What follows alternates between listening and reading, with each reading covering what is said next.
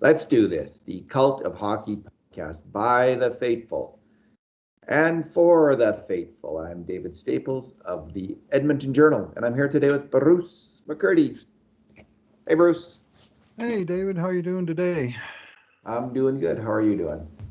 All right, all Nice right. day out there. Nice day out there. Sure looks like it. Looking forward to getting out there in a bit. Not much smoke in the sky, so Yeah, that no, sky's blue. sky is blue. Feels like summer. Although Stampede's over, winter's here. Mm-hmm. Um, we're going to be getting it soon. I don't Winter is know. coming. We know this. Yeah, speaking of movies, Bruce, did you just see that the I'm not sure who it was, but some Alberta government has some kind of tourism board, and they just put out a 3-minute movie on shooting all these movies in Alberta. Did you see that today? Oh, It's on the internet today. I'd highly recommend it if you haven't seen it. It's what's it called? Let me see if I can find the title of it because it's a it's just a series of dramatic scenes of the Alberta landscape, which will be pleasing. It's called Alberta Tell Your Story. Come tell your story in Alberta. Anyway, for anyone who loves this province, it's full of great Alberta scenes. So sometimes we get some heat, Bruce, for being a little cold here, but the physical beauty of Alberta is breathtaking, and filmmakers are starting to realize that. You know, from around the world, and all these famous movies that were shot here. There's clips of them. So. mm-hmm. Alrighty, today, Bruce, we've started our Cult of Hockey Prospects series, Mm-hmm.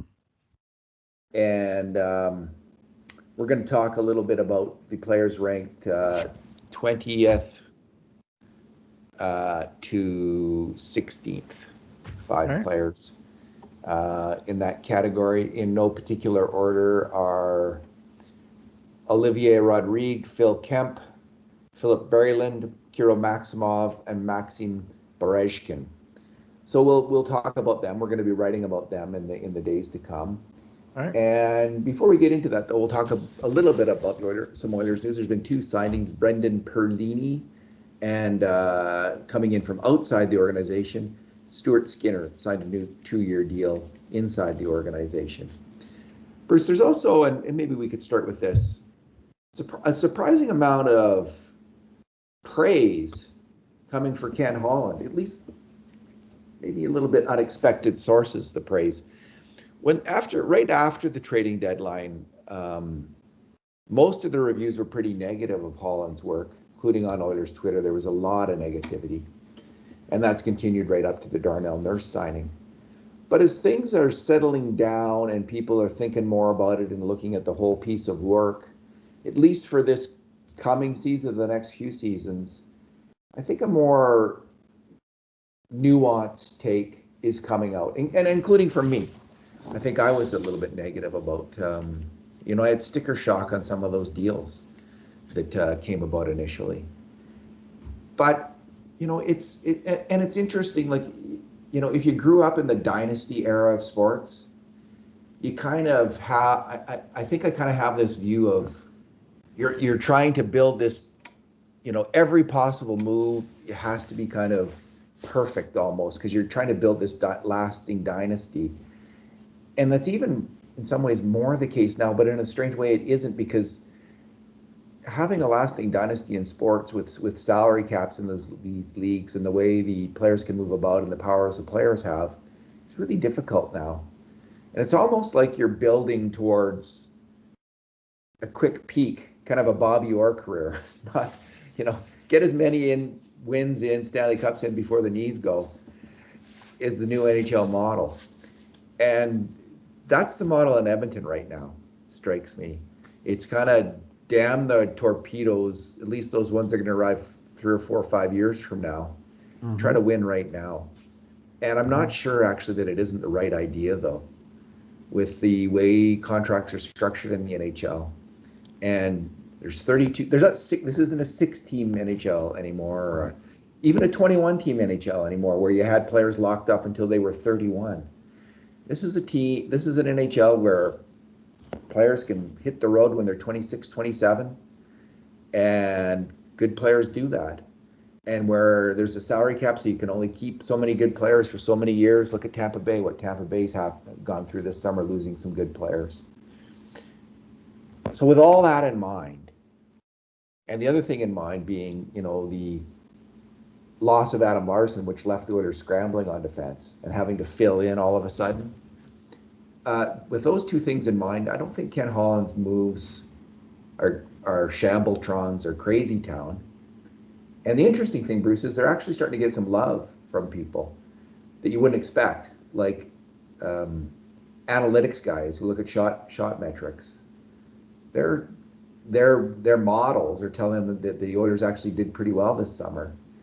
And from Greg Wyshynski of ESPN, who isn't so much a numbers guy, but is a well-known Oilers critic and has a lot of fun with Oilers fans, I think. Mm-hmm. I generally see him as trying to having fun with it rather than being out and out nasty with Oilers fans, although people might disagree with that. So anyway, I wasn't a fan of Greg's take of the women's soccer in the Olympics. Oh yeah, I thought that was a little bit over the top. Him talking about how Sweden choked to Canada, and I'm going, now, Greg, maybe you should remind us how Sweden stomped USA 3-0 in the preliminary round. Oh, you forgot all about that game, and whereas Canada held them to a 1-1 draw and won in the shootout, but it was all just about basically putting down anything Canada did, and that gets old real fast. Yeah, he's an American chauvinist. Mm-hmm. Hey, I'm a Canadian chauvinist, so what can I say, though? I'm an Alberta chauvinist. So I got that going on, too, that aspect of personality. I'm a huge Team Canada booster. That win by Team Canada, and the clutch goal scoring in the shootout by Fleming and Grosso was just amazing. So he can say whatever he wants. It does not doesn't affect my great pleasure in that. Here's what he said about the Oilers, Bruce. He gave them a B+ for their off-season work.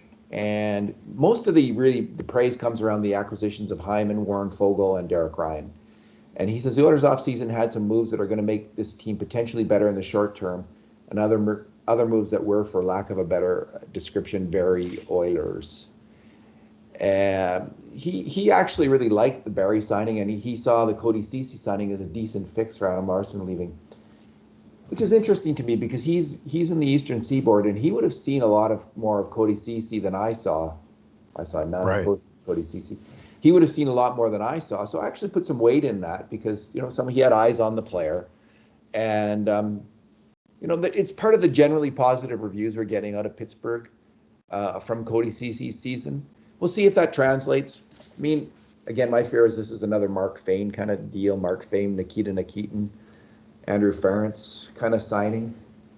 But fingers crossed it's better than that.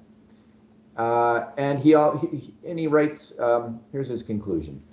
The Oilers were flirting with an A- here if they didn't run back Mike Smith and Mikko Koskinen as their average at best goaltending duo and hand Darnell Nurse a $9.25 million AAV on an 8-year term with a significant trade protection, which was a very won't be my problem contract from GM Ken Holland. Speaking of that, trading Caleb Jones for what's left of Keith so the Blackhawks can acquire Seth Jones, hand him a contract that resets the market and jacks up Nurse's price tag.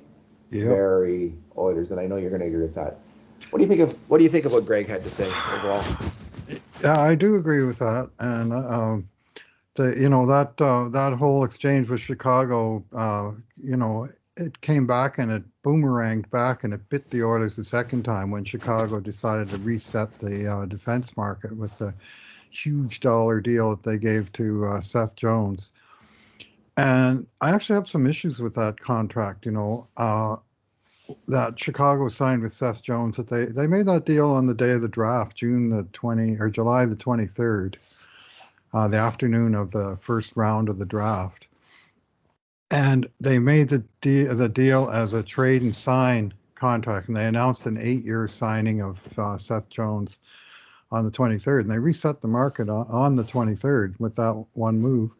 And you know what? As as I understand it, they weren't even allowed to negotiate with Seth Jones until 1 year before his previous contract expired, as in, and the 2020-21 season was still in effect until free agent day on July 28th.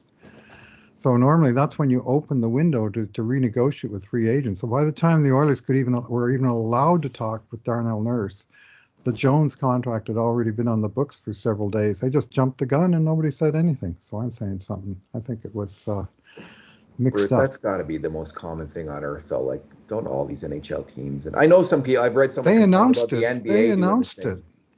And I heard Days someone before it was legal to announce it, they announced it. do they And have that did permission reset the market. from Apparently so. They're Chicago Colorado? Blackhawks, so probably. Yeah, I'm not hung up on that, honestly. I just, I think NHL teams are doing stuff behind the scenes constantly, and Mm-hmm.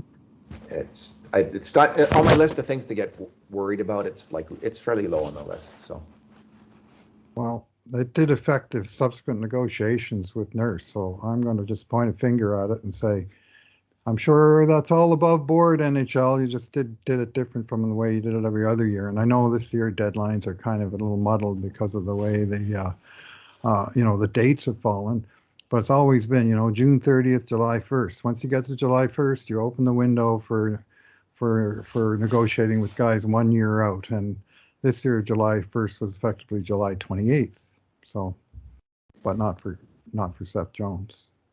So Sports Logique, who also does analytics, and their analytics is not just shot metrics analytics. I think they dig into individual actions of players a bit more than, and their results, for instance, aren't public. Like, we don't know what they say about every player, and all they say about every player, I don't believe. You get little dribs and drabs out of them. And they also gave Ken Holland a B+, mainly on the forwards again. And so did Dom Luszczyszyn, who's more of a shot metrics school of analytics. And listen, some of the shot metrics analytics people were just absolutely over the top withering about the Nurse contract, honestly. Some of the things that were made were just preposterous. Some of the statements, of how bad this contract was. So I think one of them said this is like the worst contract ever. It was like, whatever, kind of a ridiculous statement. But Dom Luszczyszyn of The Athletic, who's pretty considered and a sane evaluator of this stuff, he has a thing that rates the teams. He has a formula that he puts all the numbers into, and it comes out with the Oilers as the 6th best team in the NHL right now, Bruce. Oh, okay. Second best. He had them rated second best for off-season moves. Right. Okay. And then when he did power rankings, 6th best team in the NHL. And again, he focuses on the forwards, and what he says about there's a lot of kind of damning with faint praise from people who generally criticize the Oilers about this summer, even though, they end up giving them a good review overall. And here's what Dom says. There are a number of people out there who didn't like what the Oilers did this summer, myself included. So, there's a lot of hesitancy about praising what Holland did, but here's what he says, quote, "There's a lot of risk that comes with signing a 29-year-old power forward to a 7-year deal, but Zach Hyman is still a great player who should fit in perfectly with the Oilers. Add Warren Foegele to the mix, an elite forechecker who resembles early career Hyman well, and the team has a strong third-line left-wing addition. Derek Ryan is a massive upgrade over Jujhar Khaira as well. Those three pieces together should give the Oilers one of the best forward groups in the league. Just don't mind the rest of the team." So that was an interesting comment about Foegele. Again, that trade hugely controversial in Edmonton. Most Edmonton fans are completely unfamiliar with Warren Foegele's game. So I would, although we know Ethan Bear's game really well, I've been really encouraged by all the verbal, around Warren Foegele and the kind of player he is. And again, I can't say, I haven't seen him. I don't know. Right.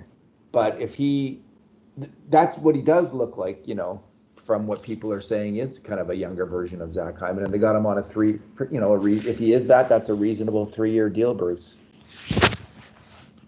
Well, let's hope so. I mean, the idea is, they could have got him for cheaper for 1 year and bridged him, but they went for, into his UFA years, and they got, 3 times 2.875, wasn't it? and they got looks like a solid player, and they're paying a solid price for him, and I think they need some of that in their depth. I mean, before they only had in the range between James Neal's old contract of 5.75, and I think between that and 1.5 for forwards, they had Cassian and Turris, and that was about the extent of it. For forwards in sort of the middle range, which you kind of think would be your middle six kind of players, which in theory those guys should have been third liners. In practice, they didn't get it done. Foegele, I have higher hopes for him that he's going to deliver the goods, and frankly, I have some hopes that Cassian's going to bounce back and deliver a lot more than he brought last season. But they've got to upgrade that middle six part of the lineup, or the bottom six, depending on how you want to organize your lines. Edmonton's third and fourth lines last year didn't get it done, and the third line wasn't good enough. And a guy like Warren Foegele is going to improve that situation. Hopefully, Derek Ryan as well. Yeah, I don't really, even Ryan, I mean, I saw him play this past year, but I just sort of have this vision of this fast, smaller player. I mean, I'm still Oiler myopic when I watch the games. I'm breaking down the Oilers' scoring chances as it goes along. Right. So I really do just focus on the Oilers. But he looked fast at least, and that's good. So we'll see. Maybe he'll be the first fourth line Oilers center in a generation, Bruce, that I will completely endorse, which would be a shocking thing indeed. I was just checking Ethan Bear's situation heading into Carolina. That's a very interesting defense they put together. They have Jacob Slavin, Brady Shea, and Jake Gardner on the left side. Ian Cole shifting back and forth, and Brett Pesce, Ethan Bear, and Anthony D'Angelo on the right side. It's a smaller, highly puck-moving defense, and that's going to be an interesting group of players to watch. It seems kind of a little bit of a experiment there. I mean, kind of like what Colorado's gone to some extent on defense, but that's quite a group of puck movers they have there. So Ethan Bear definitely fits into that group. Bruce, the one person who's been complimentary of the Oilers throughout the summer signing progress is Jackie Spiegel of the Sporting News, and she has them at 6th overall in her power rankings as well. So, but it's interesting for the amount of as my grade 9 phys ed teacher Joe Bunch, who is from Texas, for the amount of whining and crying and belly aching that's been going on about the Oilers on Twitter, as Joe Bunch would say, it's interesting, kind of the turnaround. What do you make of it? What do you think of that dynamic? Well, they're certainly making major changes and expensive changes. They moved out a couple potentially value contracts and Bear and Jones that were young, potentially emerging players. Keyword potentially. I mean, we don't know where they're going next, but other than elsewhere in the league. And he went all in on, more proven guys, from 38-year-old Duncan Keith and 39-year-old Mike Smith to, 34-year-old Derek Ryan. They sure are investing heavily in veterans. And I think Hyman and Foegele are going to really change the look on the front end, and forward checkers and puck retrievers, something to be said for that. And Edmonton's been more of a rush team or a cycle team, but getting in and winning pucks on the forecheck and creating chances off of that, bring it on.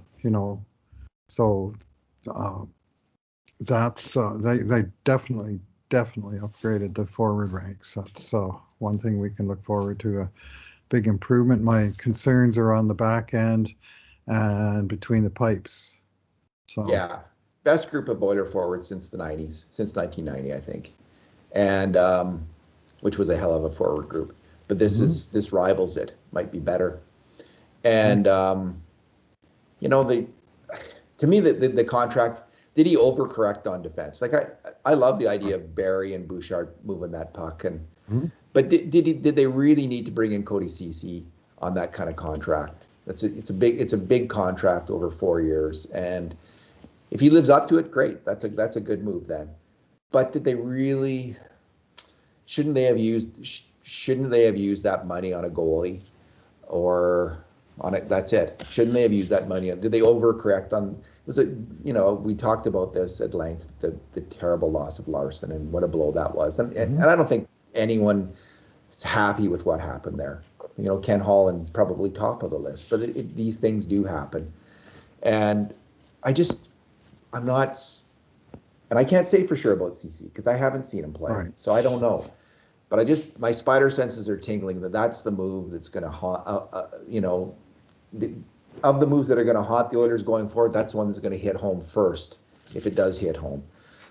But maybe I'm wrong, and I could easily be wrong because I haven't seen him play. Maybe he's going to be a really solid, decent second pairing D-man who can play tough competition and hold his own.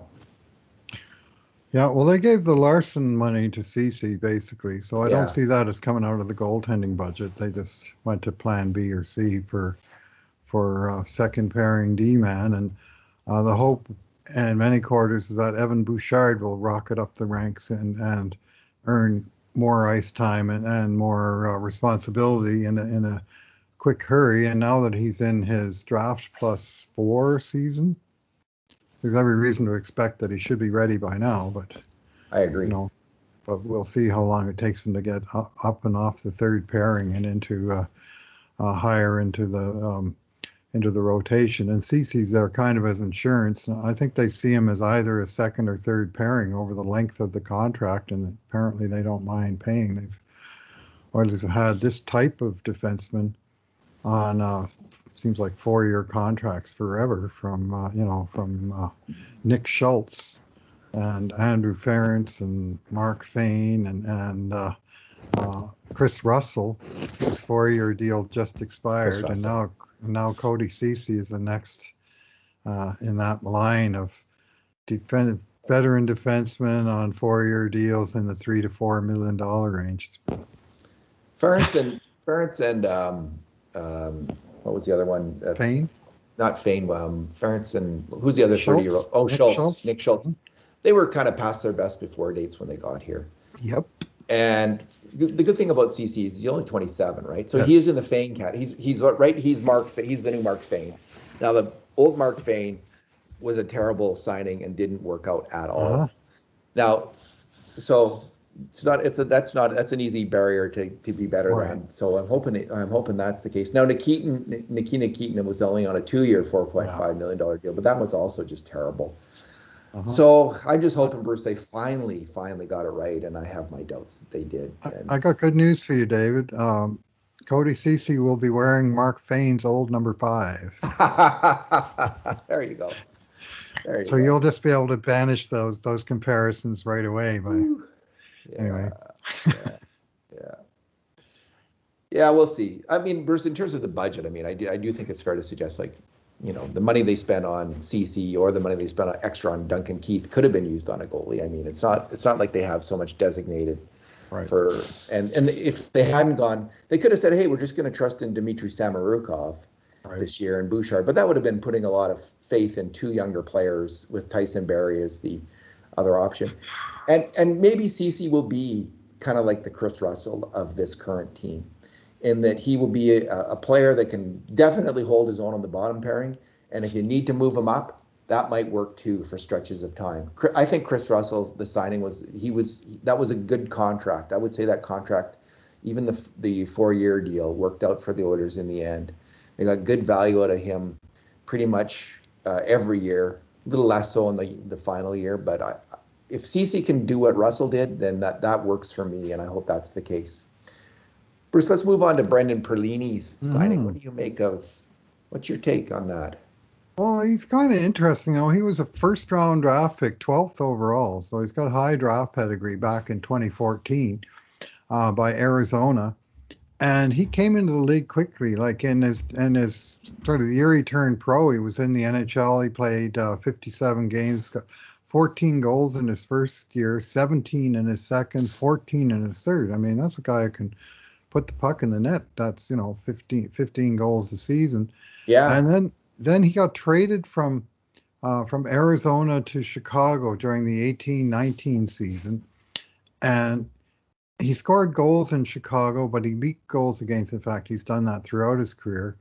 And then in 2019-20, he wound up in Detroit, where he played basically half the season, 39 games. He got 1 goal, 3 assists, minus 18. I mean, that's a pretty terrible set of boxcar stats. And then he found himself right out of the league and into the Swiss league. And he played overseas with Ambry Piotta of the Swiss League this year, and he got 9 goals, 7 assists in 21 games. So good, not great. Minus 17 in the Swiss League, by the way. So I mean, I know plus minus doesn't tell the whole story, but it does tell a story of whether a guy is an outscorer or an outscoree. And Brendan Perlini's history with bad teams, and I couldn't tell you a whole lot about Ambry Piotta, but I can tell you about Arizona, Chicago, and Detroit over the last 5 years, and those are all pretty weak teams. So presumably that has a lot to do with it. But he's a scorer, and it doesn't seem like he's not a hitter. He's not a defensive player.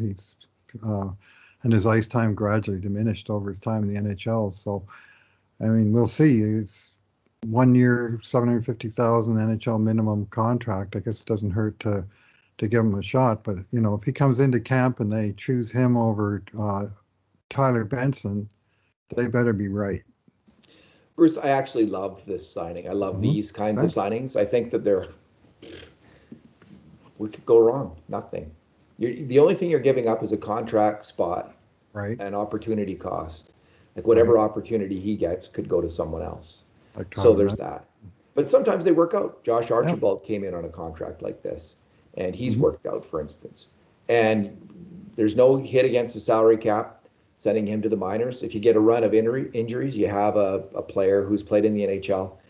His first year in the NHL, what strikes me is his first year in the AHL, he played 17 games as a 20-year-old in the AHL, and he got 14 goals.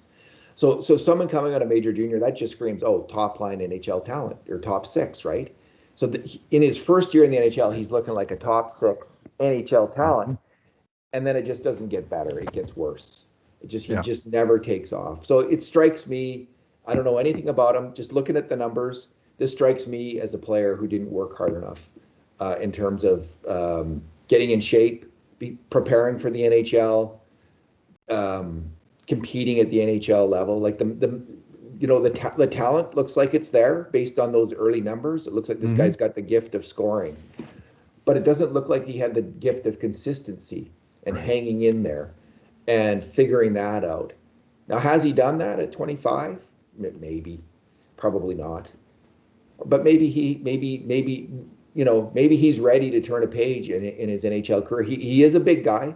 Sometimes it takes a bit longer, 6'3", 215, 220. Sometimes it takes a little longer for these big guys to figure it out and get their feet moving and their body right. Maybe he's going to come in and be Dustin Penner for the Oilers. So probably not, right? Probably not. But there's that chance. So I just think I like Tyler Benson. I think Tyler Benson, Cooper Marody really deserve a shot this year. But so does Brendan Perlini. And whatever's good for the Oilers, and I think this move is good for the Oilers, so I completely favor it. And come in here, Tyler Benson, and show that you've improved your skating, and you're good to go, and you're going to hit like crazy. You're going to do whatever it takes to make the NHL, and beat out a Brendan Perlini with the same attitude. The Oilers could use that kind of competition. So that's how I see it. Yeah, 2016-17, he started with Tucson Roadrunners, and he got, as you say, 17 games, 14 goals, and they called him up in early December. So he only played the last 4 months of that season. He got 14 more goals in the NHL. So he looked promising. I remember him looking good in some games with Arizona back when, and then he just gradually became less impactful. And, I mean, if you look at Devon Shore's career curve, it's kind of the same. He started as a scorer and then he gradually went down. And I mean, if you drew the same conclusion, well, he didn't work out hard enough. Well, I don't think that's true about Devon Shore because he's in Gary Roberts' boot camp. I mean, there's no explaining. Maybe he had an injury, maybe, hard to say what You'd have happened, to but know they're more. giving Yeah. him the last chance Texaco shot at a roster spot. But in the meantime, if you're Tyler Benson, after 3 years of working your way through the minors, now you've got Devon Shore and Brendan Perlini ahead of you or on the depth chart with you. It's push for sure. So I would like to see that kid get a shot, but I guess they're all kids and they all want their shots. Exactly, they do. And there is something, we have an attachment to players who came up through the organization. And I think there's something to be said for really giving those players a shot. Mm-hmm. And I think Benson got screwed by COVID this year, Bruce. I think he would have got that shot this year. Probably. He would have got 5 to 10 games with the Oilers this year, but he couldn't get called up.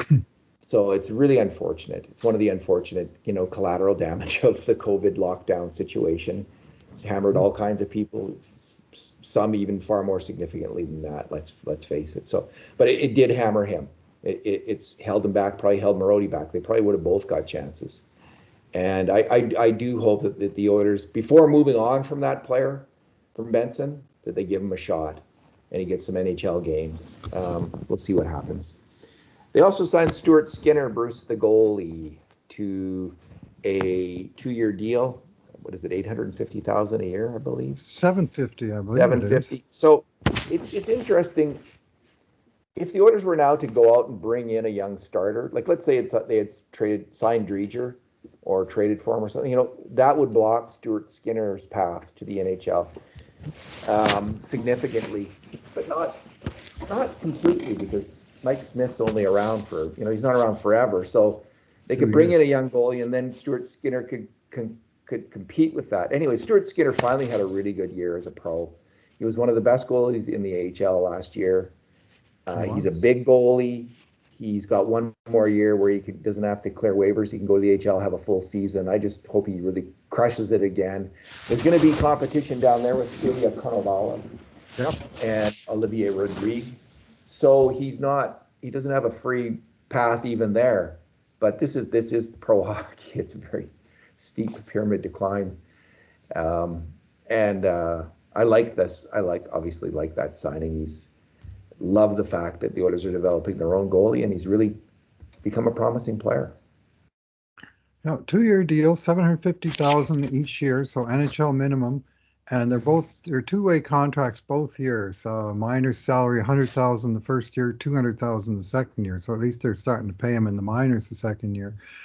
I was a little bit surprised that the second year wasn't a one-way, because at that point he has to, his waiver exemption runs out. But anyway, they got him, I think a club-friendly contract, where, obviously he has to make a step forward to make it to the NHL, and they're not making any guarantees of one-way deals. They're just, investing 2 years in the guy, and who knows, the second year he could be on waivers and go somewhere else, but. This is a no-risk contract. Like, this is, you want to keep your internal developing players and hopefully turn the odd one out into being an actual NHLer, which has been a weakness with this club for too long. Well, Bruce, it would be fantastic if somehow Smith and Koskinen can get it done this year. And the Oilers don't, either move Koskinen without too much of a poison pill. The Oilers have had enough little poison pills. They're starting to add up. So just if they could somehow survive this year, if Mike Smith is the same as he was last year, which was fantastic, and then Skinner and Konovalov start coming up, because the Oilers could use some cheap contracts in these next few years. They're going to absolutely need to have them. So to have, let's say, Smith and Skinner the year after that, and a Skinner who's making the move, right? Who's, after 4 years in the AHL, is like he's going for it, and he's going to be the next starting goalie. That would be the ideal situation for the Edmonton Oilers. Let's move on to the Do you have a final thought there? Well, yeah, I was going to say that Oilers the last time they drafted and developed a goalie that became an NHL goalie was Devin Dubnyk. Yeah. And the previous time that they did it was Grant Fuhrer. I mean, And they didn't even develop Grant Fuhrer. well, they didn't develop at him. the They just NHL popped level. him right in the NHL. Andy Moog, he spent some time in the NHL. Grant did spend a part of one season down there, but Dubnyk was the one that sort of was a little bit more of a long haul to work his way up, because he was competing with Jeff Delorier at that time, and Delorier was ahead of him on the he was a couple of years ahead of him on the pecking order, so he got the first shot, and then anyways, Dubnyk finally made it, and he had some good years in Edmonton. One bad year, gone, and he had a few more good years with Minnesota Wild. So it'd be nice to have an internally developed goalie, and it's something the Oilers have strived for, but they just have not done well at it. So, Bruce, we've started our Cult of Hockey prospect rankings, and this year was yourself, me, Kurt Levins, and Jim Matheson of the Edmonton Journal, all voting on the prospects, and we have our list, which we're going to be writing about in the next month. And you wrote an initial post, and here's what I would say about this list this year is I think it's probably the most knowledge that you and I have ever had about these players, because we actually got to we watched their games, a lot of their games of the top, at least the top 20 guys that we have ranked. We saw them play, so we have we at least know what style of player they are. I don't think we saw enough games to have a really super solid take on their ability, but we can go by what other people are saying, by their numbers, by their usage, and also by seeing them, some of them in as many as 10 games, some of them 15 games, some of the top guys this past year. Now, we didn't see the players who were just drafted by the Oilers, and that includes Luka Munzenberger, who's 21 on our list, and if we had seen him, maybe we'd have him higher. There's one of the people we talked to on Twitter, Joseph, Oilers fan who lives in the Okanagan. He's watched 5 or 6 games, I think, of Munzenberger, and is really high on the player. He just sees this guy as really good stick, good size, good mobility, excellent potential to be a top 4 D-man in the NHL. So we have him at 21, but he could be, we don't know. He could be better than that.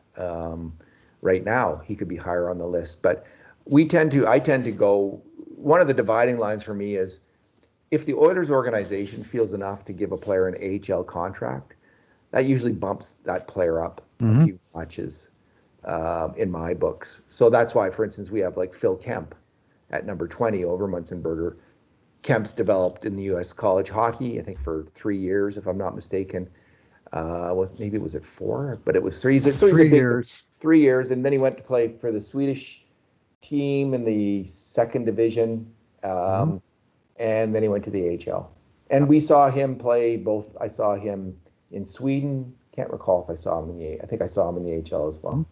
So we have a sense of him, but most of all, like he's ahead of Munzenberger right now, because Munzenberger wasn't a top pick. He was a 4th round pick. 3rd round pick, number 90 overall. Yeah, so he's obviously a decent prospect, but Kemp, he's got a pro contract, so. Yeah, he does, and basically, I mean, we counted 35 prospects by our threshold, and I covered the bottom 15 in one swell hoop in a post, and they're all really almost all of them are draft and follows. It's 5th, 6th, 7th round draft picks. Many of them, I think 10 out of the 15 were European. And most of them are still over there in Europe. All the Patrick Sikkonens of the world, and it's hard to get a real good grasp of those guys from that distance. Other than, the Oilers in most cases have a few years to decide, let the guy develop and see what happens, and at some point they might have to offer him a contract. And if he's in Europe, it's up to 4 years after they draft him. If he's in college, it's up to 5 years after they draft him. And they've been drafting a lot from those places and not so much from the Canadian Hockey League in recent years. So Uh, in past years, I've gone frequently to the Oilers summer development camp. It's usually a week or so after Yeah. the draft. And they don't quite get all the guys in, but they get most of them. And you got to look at, not just the new draft choices, but some guys that return 2 or 3 times over the years. You can monitor their development a little bit and see how they stack up against one another, who stands out within that group, and so on.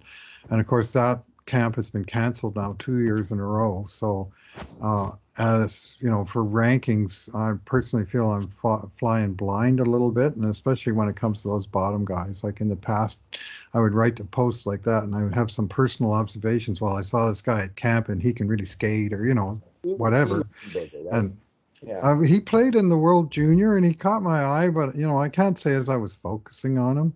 Yeah. That the Germans did well. They came back from the COVID scare and won a couple games and got their way into the playoff round, and pulled a couple upsets to get there.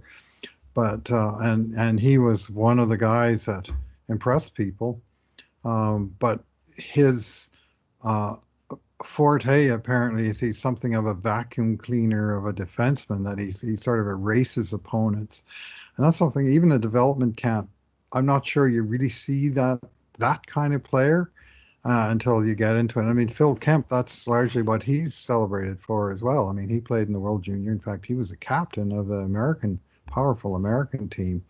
Very surprising for such a low round draft choice. So, but uh, he's a player that the Oilers got in the seventh round at the very end of the draft in 2017, and he went on to play 3 years at Yale University, and he was all set up to be captain in his final year at Yale, and they canceled the whole season in the Ivy League, so he went to Vasby in the second division Swedish league, Hockey Allsvenskan, and he was on Raphael Lavoie's team, and he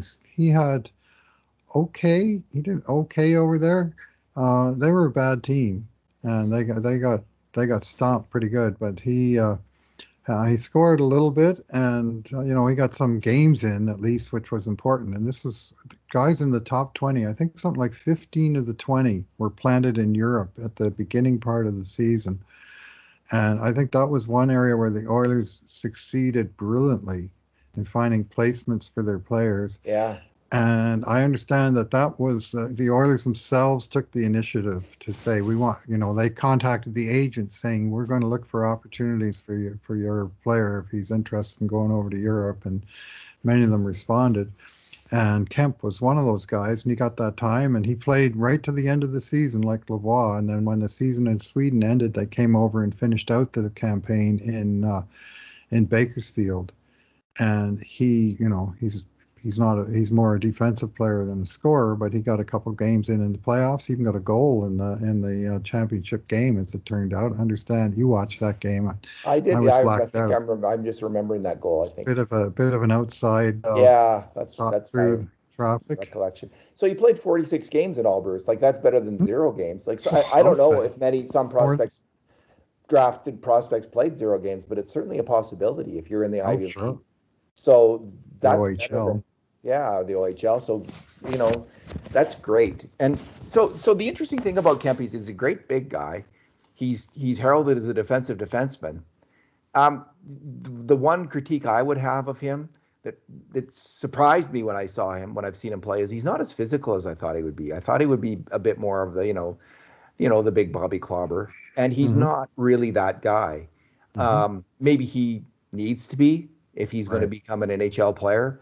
I would suggest that's probably the case. I mean, all NHL players have to really be able to move the puck. I was kind of impressed with his puck moving. He can make a pass, and so he's got to keep up working on all of that. But I think he will, if he's going to make an impression and get people's attention. There's a lot of competition. Yeah. He's in there behind Samorukov, a lefty who can play the right side. Mike Kesselring, who's a great big guy, bigger than Kemp, and I think younger than Kemp. And there's fearsome competition. I think he's going to have to raise the level of his physical play considerably. along with all his other skills, if he's going to make it in the NHL. Yeah, the big weakness that I saw in watching him play with Basby and a couple games with Bakersfield is I don't think his skating is close. Okay. And that's something he's really going to have to really focus on uh, like what a lot of people talk about a lower end skater and they use the word average. Well, he was definitely not average even. And some of the, wide speed. I mean, if you can't handle wide speed and you're a defensive defenseman, you're going to be in trouble in the NHL level. So there's a reason that he's ranked number 20 and not number 2. And he's got some interesting qualities, and by all accounts, he's a man of high character. And if he went to Yale University, chances are he's a man of high intelligence. Like he's got some things going on. He's 6'3", 209, identical to Adam Larson.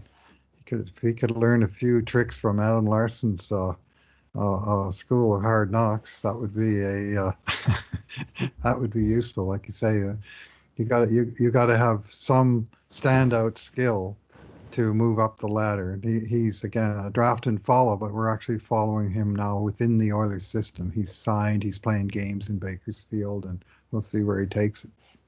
I just think the Oilers should look at the last season of Russell, or excuse me, of Adam Larson, and put together like an hour of him defending without the puck, and just send that to every prospect. Have them watch the technique, watch the style, watch the physicality, and learn from that. They could all learn a ton from watching how Adam Larson plays without the puck, keeps himself between the attacker and the net. And that's what I would recommend for Kesselring and Kemp and all these guys. Just go over that videotape and see what he's doing, and think about doing it yourself. Next on the list, Bruce, is, well, we won't go in order here. So we're going to jump around a bit here. Keep some secrets. Philip Berglund. Philip Berglund. They call him Berglund in Sweden. Yep. They have a soft G over there. He has been a prospect for a long time, drafted in the third round. He's a Luka Munzenberger of the 2016 draft, 91st overall, round 3, 2016. And he's been in Sweden ever since then. He's a great big guy, 6'3", 210 pounds. He's worked his way up to be the top D man on the teams that he plays on. He's had some power play time now and then. I saw some games. He moved from Skellefteå to Linköping this year in the SHL on a loan. And he was injured some of this year. He was a minus player this year. And honestly, when I saw him play, I wasn't that impressed. I think I was seeing a player who was playing injured.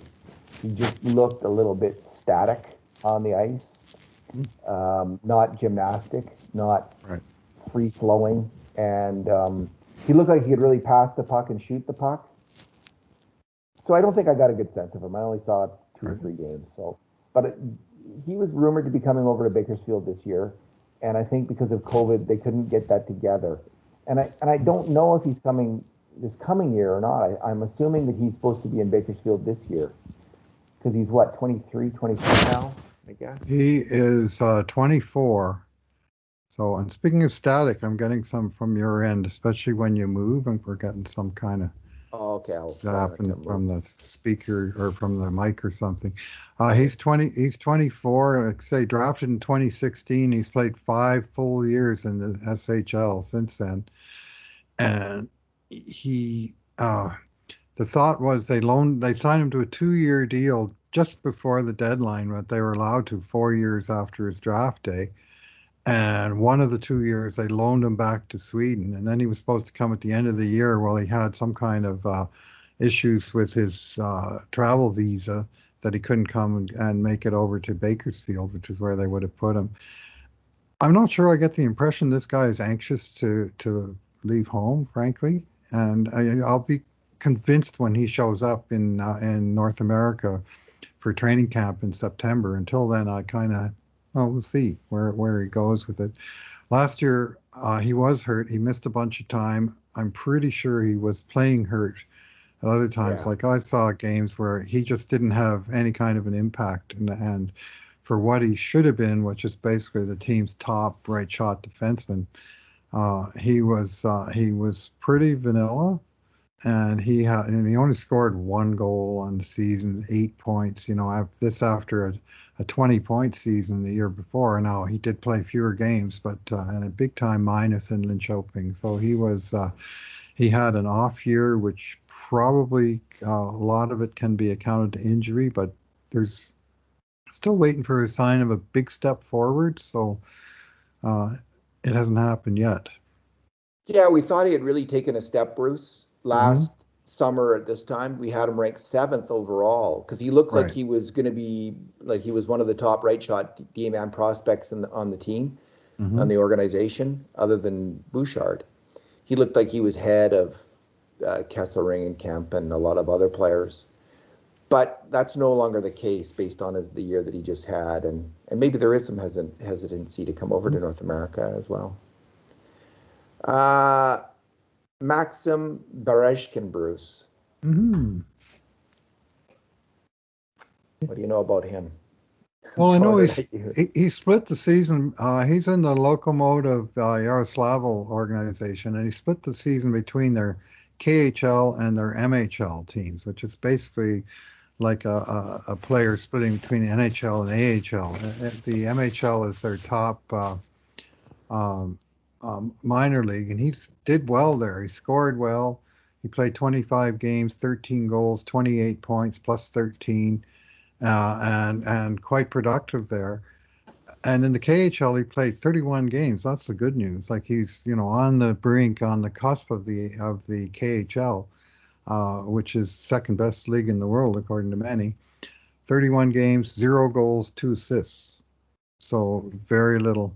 And without checking, I don't know what his ice time is, but I would suggest that he probably was the 13th forward in a bunch of those games, and didn't see a ton of ice time. But the fact that he was at age, he's still 19, and he played half the season in the KHL, so that's pretty encouraging. And he can score, as he's shown in the MHL, so that's pretty encouraging. But again, he's a draft and follow. We'll see where he goes in the next 1 or 2 years. Kirill Maximov's also on our list. He's an interesting player. He excelled in the OHL for a couple of years after he was drafted by the Oilers. He had 2 really big years where he scored 34 and 40 goals for Hmm. Niagara. He's also a big guy, 6'3", 192 pounds. He plays kind of physical game, and he's got a big shot. He got a major down arrow, though. He got a down arrow after his first year in Bakersfield. He only got 5 goals in 53 games. Maximov did. So, but that's not necessarily, career-ending stuff, NHL Right. dream-ending stuff. Ryan McLeod didn't have much of a better year in his first year in the NHL, and he bounced back in that second year Right. really well this year. Now, Maximov made a different choice. He decided to sign. He was loaned to play for CSKA in Moscow, Right. and he played between. Is the VHL higher than the Yeah. MHL? The Yeah, MHL is their junior league. I'm about to correct myself on that. Looking Yeah, at Maximov now, the MHL is the junior, so it'd be like the WHL or the yeah. CHL level. So that was the divide for Berezhkin, whereas Maximov, who's a little bit older, he split his time between the two pro leagues over there, 16 games with CSKA Moscow, and 25 games with Zvezda Moscow, a Russian word that means star, by the way. And he was similar in that he scored in the lower level, 25 games, 12 goals, 27 points, plus 6. And with CSKA, 16 games, 2 goals, 1 assist. So he didn't score, but he got into some games, and he scored well at one league further down. He's a little bit older, age 22. Um, Big dude, 6'3", shooter, loves to shoot, got a good shot, He and doesn't shoot enough though, Bruce. yeah. Like I I wish remember he'd shoot watching him in more. the Yeah. AHL. I've heard about this good shot, but Hmm. darned if I've ever seen it for him playing hockey. I mean, I watched him quite a bit in the AHL the one year, and I didn't see him shoot much. Like, if he's going to shoot. Like, and again, when I watched him in the Russian league, I didn't see him shooting much. So maybe he's not been used on the power play enough. But I like the aspects of his game. He's a big guy who can move, and he's kind of rugged. He hits people. So this is obviously a huge year for him. It's I'm not sure how it worked with the loans, like whether that eats up a year of your entry level contract or not. Don't know. So he's either got 1 or 2 years left on his ELC. One, okay. And so he's going to go to Bakersfield this year, I think. And what surprised me is he didn't return to Bakersfield for the playoffs. I don't know what happened there. Was he not invited? Like, what happened there? That didn't make sense to me either. So, huge year. He was on the KHL roster, and CSKA went deep. And so... Is that right? Is that what happened? Yeah. So... Okay. And they were...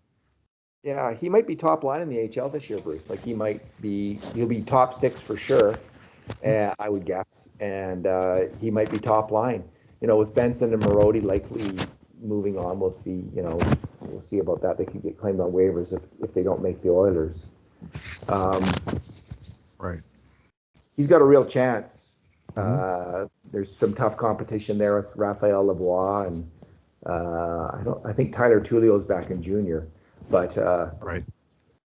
Again, here's a player that the Oilers could really, if he can develop right in the next couple of years and be a cheap player at the NHL level for a few years, that could really help Edmonton in this McDavid window, as I'll start to refer to it. The 5-year left on Connor McDavid's contract, which was as long as the entirety, I think, of Austin Matthews' contract in Toronto. So the McDavid window remains longer than the Matthews window. I had that. So good. Let's see what Kirill Maximov does this year.